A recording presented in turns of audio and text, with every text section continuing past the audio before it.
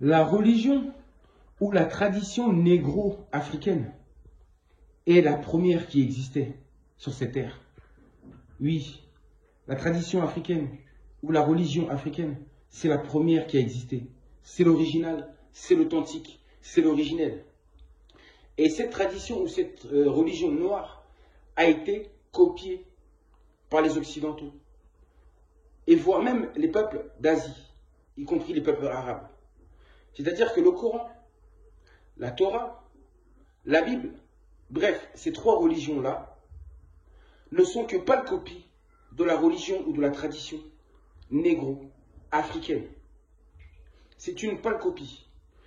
Et la preuve, quand vous volez quelque chose qui ne vous appartient pas, vous ne pouvez pas avoir la totale compréhension de ce que vous avez volé. Et forcément, vous allez forcément déformer l'origine ou l'essence de ce que vous avez volé, étant donné que vous n'en êtes pas les créateurs.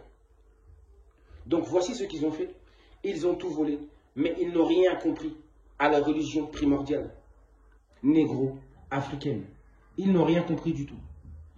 Par exemple, je vais vous dire un truc tout simple. C'est-à-dire que ce qu'il faut savoir, c'est que par exemple, dans la religion négro-africaine ou la tradition négro-africaine, il existe trois critères très très importants. Ce sont trois critères qui ont la capacité de pouvoir nous sortir justement des cycles de réincarnation, pour en finir avec les réincarnations, sortir de tous ces cycles-là. Donc, il y a ces trois critères-là, ou ces trois matières principales. C'est-à-dire, la parole juste, pensée juste, action juste. Ce sont ces trois éléments, ces trois détails qui peuvent justement nous faire sortir du cycle de réincarnation, afin d'atteindre l'éveil, atteindre la plénitude, c'est-à-dire rejoindre Dieu. C'est-à-dire que cette parcelle d'énergie qui se trouve en nous retourne aux parcelles d'énergie primordiale, c'est-à-dire retourne à la source primordiale, à l'énergie créatrice primordiale, que l'on nomme Dieu. C'est-à-dire, une fois sorti du cycle de réincarnation, rejoindre Dieu, le Créateur, dans l'éternité. Rejoindre la mère, père, pour l'éternité. C'est-à-dire dans une dimension où il n'y a plus d'émotion, on ne ressent plus de sensations, on ne ressent plus rien, où on est dans la plénitude et on est dans l'éternité, avec le Créateur. Vous avez compris? Ces trois éléments sont très très importants dans notre religion à nous, primordiale et ancestrale. Trois éléments très importants, raison pour laquelle durant votre vie, vous devez absolument mettre tout cela en pratique. C'est-à-dire d'avoir constamment des pensées justes, la parole juste et des actions justes.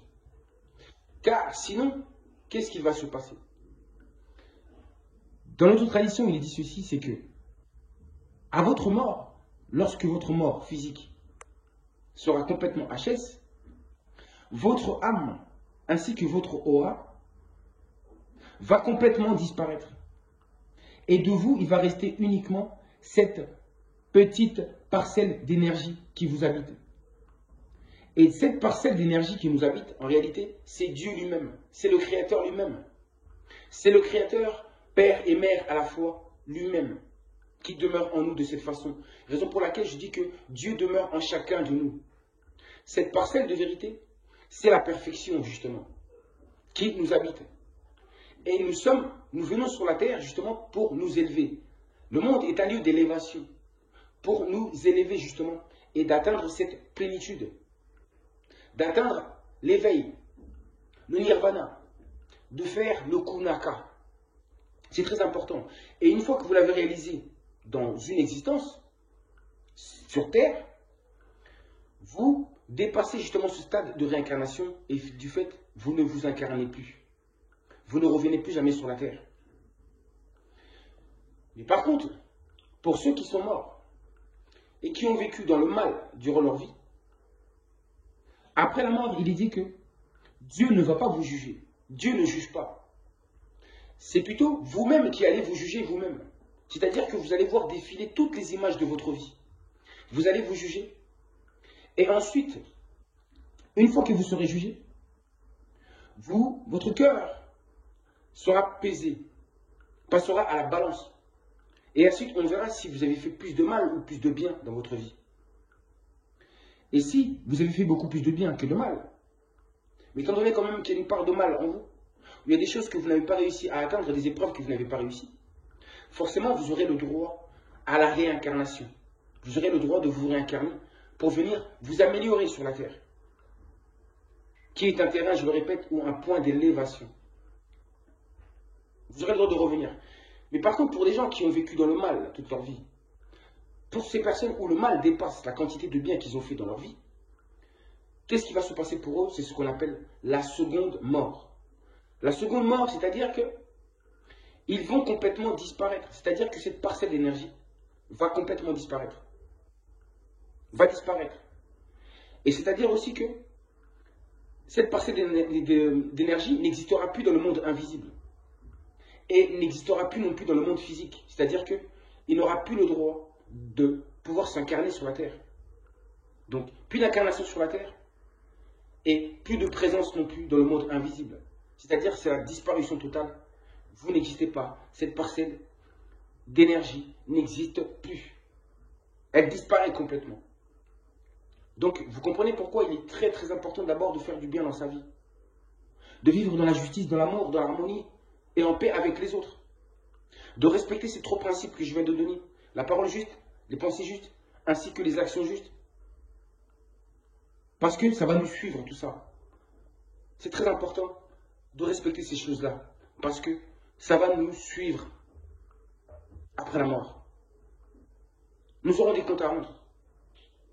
Nous nous jugerons nous-mêmes. Nous nous jugerons nous-mêmes.